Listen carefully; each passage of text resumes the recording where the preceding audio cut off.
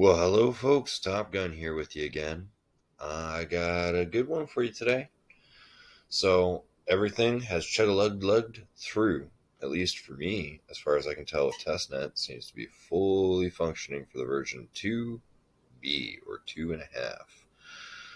So, what does that mean? We look at my dummy wallet, and I actually have some test PulseX and some test Pulse in it now. Yeah.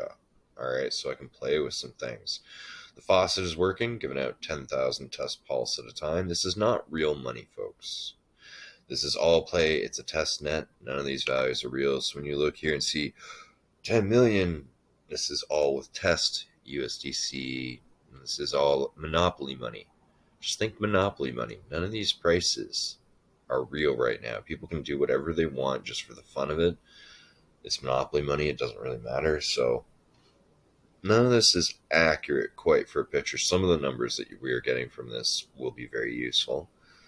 But if you're looking at the price going, oh, well, that's not going to be worth it, well, it's not going to be the price. So don't worry if you've got that delayed gratification suck. It's like, nope, we've got good things going on.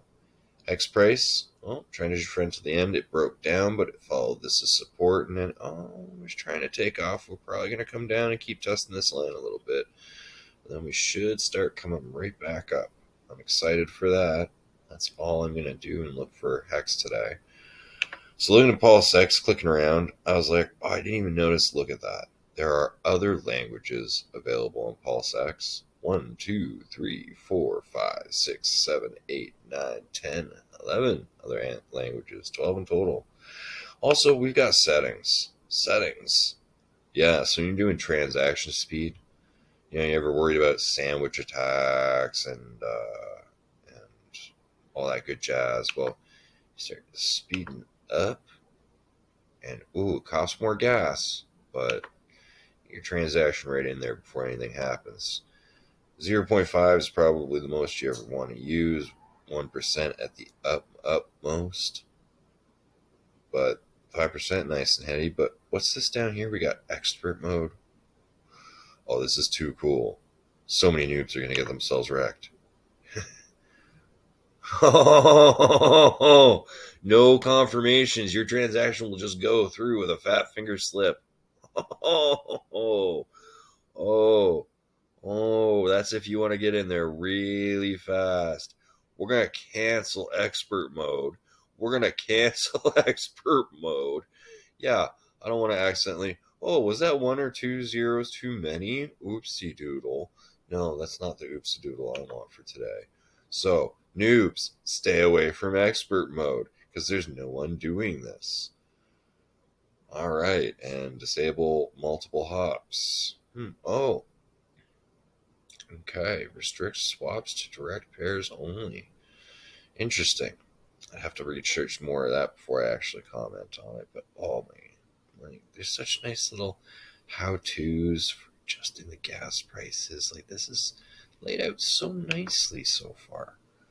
Those settings are really awesome. Now K for K, shout out to K for K. He does awesome math. He's already shown how to go in and start doing farming and pools.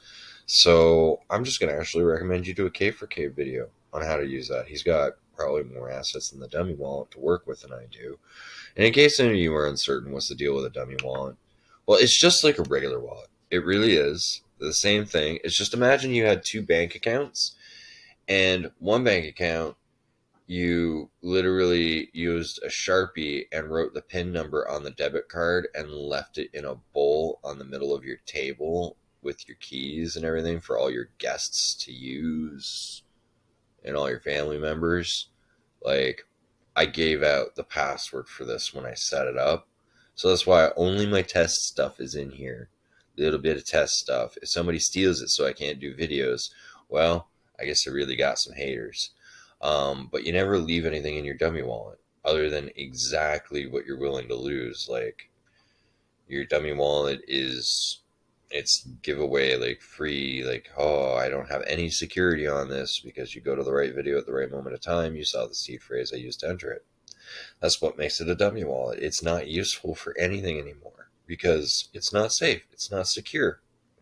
By sharing the seed phrase, I've done exactly what everyone tells you not to, because your account is no longer safe or secure.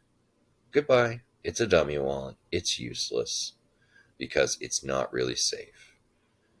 The whole point of the wallet is the point of a bank account. The point of a bank account is to keep your assets safe. And if you're sharing your PIN number and your bank password with everyone, your bank's not safe. Well, if you share your seed phrase with your MetaMask wallet, it's not safe. So keep that seed phrase, that security key, those 12 precious words, very, very, very safe, and do not share them. Unless, of course, you have a permanent wallet installed on your laptop, in which case, that's a dummy wallet. You don't care. You can keep the seed phrase saved right in the notepad documents with Notepad. Just have it saved right in your documents. There's your 12 words. Then you just re-enter it anytime you reinstall MetaMask here. And that's essentially the same as leaving your password in the keys bowl by the front door. So yeah, don't keep anything valuable in it. It'll let you sign up to, when you go to a website and it goes, well, would you like to connect your wallet? Like, oh, see how I'm disconnected? I'm like, yeah, I'll gladly connect it. It's a dummy. It's empty. So, because when you go to connect a wallet or disconnect, like, we'll disconnect and then connect wallet. In here, MetaMask is really bad at warning you that you're about to sign a contract to connect your wallet. Okay, yeah, every time you connect your wallet, you have to sign a contract. But what does the contract say? Well, it's not very good at telling.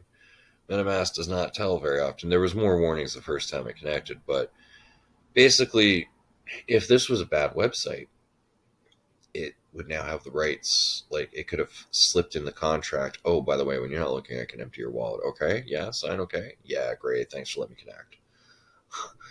So be very careful what you connect your wallet to. Be very careful, even still, you connect your dummy wallet to.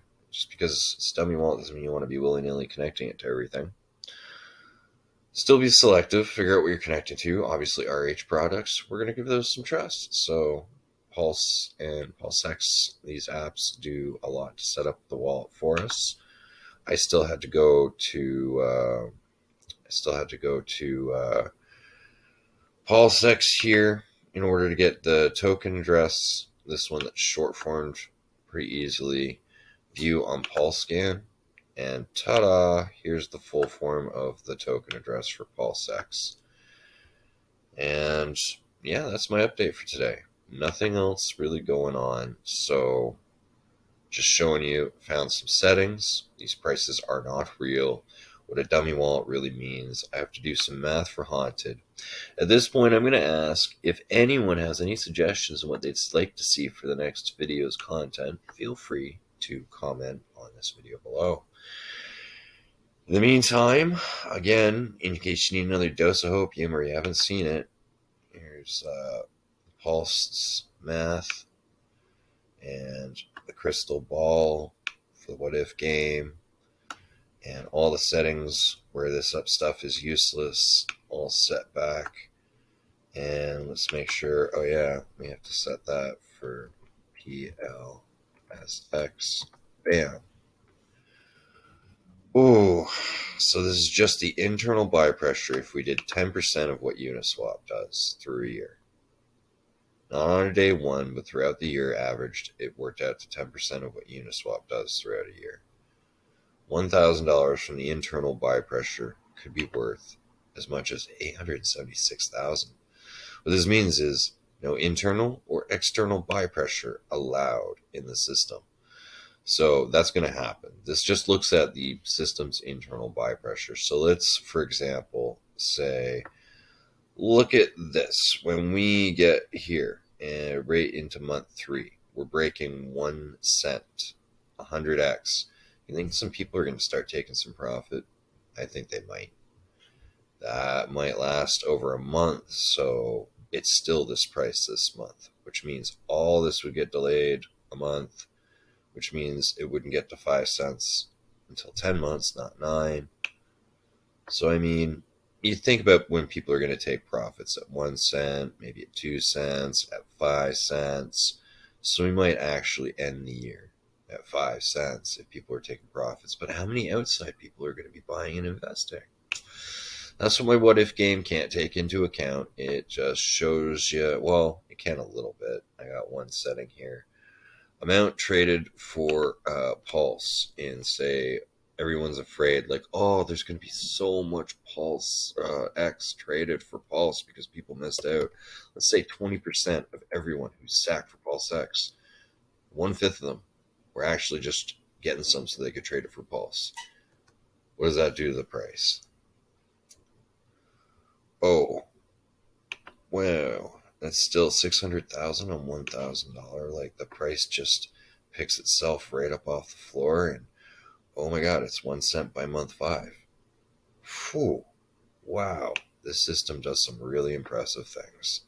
I know people love seeing this math. So that's the short form today. Not going to go into all the variables. Thanks for tuning in. PulseX is awesome. Thank you, Richard Hart. And usually do this at the beginning, but I'll just say it normally. I am not a financial advisor. I am a college dropout. If you come here, you're just looking for a little hopium, a little bit of opinionated attitude on this project, and some simple math. Well, what I think is simple math. Anyways, thanks for tuning in, and have yourselves a great week, folks. The market is fairly undecided, but X is primed. I don't know, it still could go up or go down, but I am a little optimistic this week. Thanks for tuning in, folks. Have a great day.